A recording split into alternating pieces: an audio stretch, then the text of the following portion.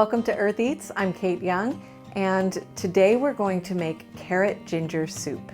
This is a recipe that I turn to again and again. It's so simple. It has really a few ingredients in it, and that's one of the things I love about it, but it's packed with flavor.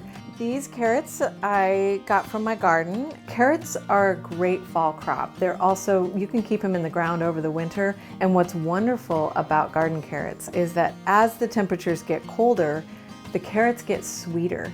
The plant kind of concentrates its sugars into the root, and it makes the most delicious carrot. So I love to grow carrots in the fall and in the winter, and that's what these are.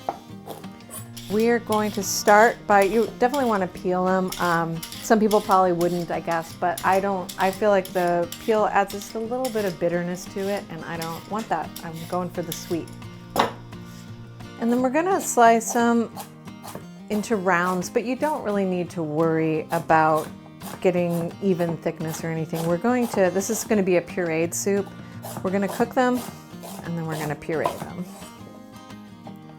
The next ingredient is ginger.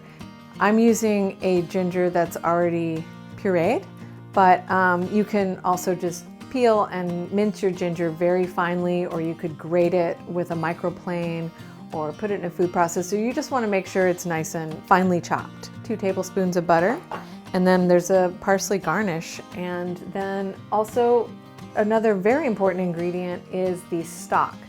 You can use water. It will not be as flavorful. I really cannot recommend homemade stock more strongly. It really adds a depth of flavor to all of your soups and other dishes that you would use water or stock in. I like to make my own. I make chicken stock and I make vegetable stock. This is a chicken stock.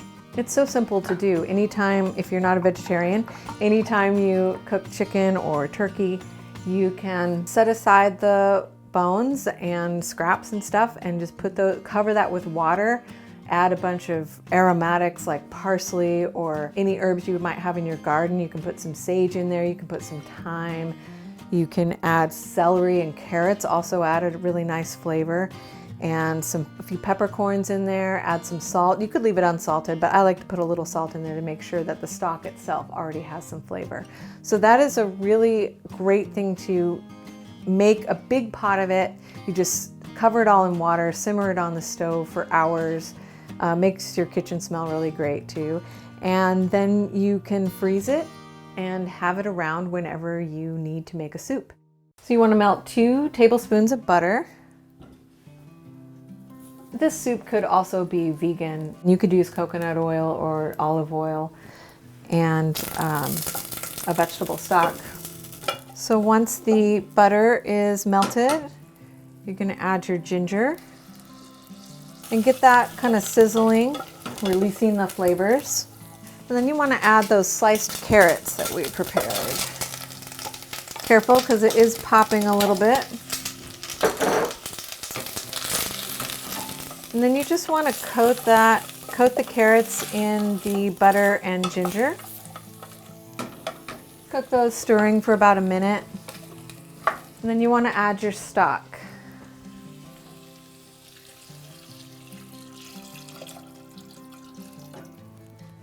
You can add some salt at this time too. I'm not going to add a lot because I did salt my stock. Bring this to a boil, and once you've got it boiling, turn it down to a simmer and just let it cook until those carrots get really nice and tender, because we're going to be pureeing it, so we want them to be fully cooked. We'll come back to it when the carrots are ready.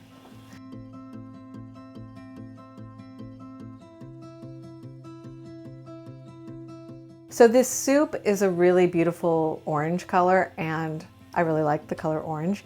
And it is really enhanced by just a touch of a green garnish. So I think the parsley works nice with that. Parsley is also something I grabbed out of my garden. It grows well in cold weather. You can usually keep it going all winter. I cover mine, but it doesn't mind getting a little bit cold. And you can chop this as roughly or as finely as you like. We can set that aside and use that as our garnish for our soup. Okay, so our carrots have been cooking on the stove in the broth. Oh, the ginger's in there too. They really smell gingery. And they're nice and soft. So now they're ready to be pureed. I prefer using a immersion blender to make any pureed soups because it just couldn't be easier. You can puree right in the pot. You don't have to transfer it to a blender in stages because, you know, when you blend hot liquid like a soup in a blender, it's going to expand, and there is the likelihood that you're going to have some kind of a disaster in your kitchen when you do that, unless you are careful and you do it in stages. So if you don't have one of these, you can definitely use a regular blender or a food processor. Just be careful and do it in stages.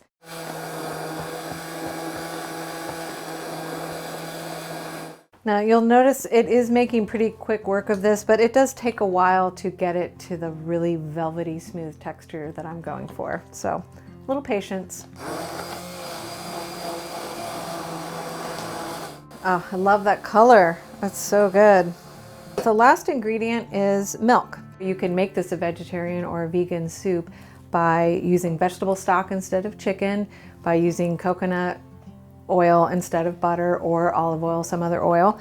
And you can use plant-based milk, but I'm just using regular milk for this.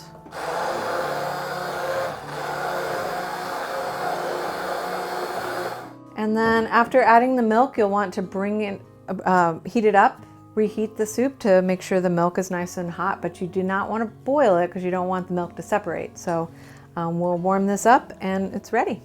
All right, let's give this carrot ginger soup a taste.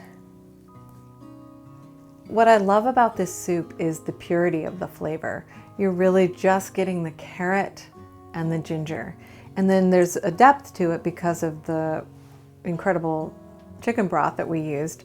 But there's a simplicity to it, both in the making of it, but also in the tasting of it. And I just love this soup so much. I return to it again and again. It's just one of my favorites. I hope you will give it a try. And if you enjoyed this recipe, please subscribe and share this with your friends. You can find us on Instagram, Twitter, and Facebook at Earth Eats.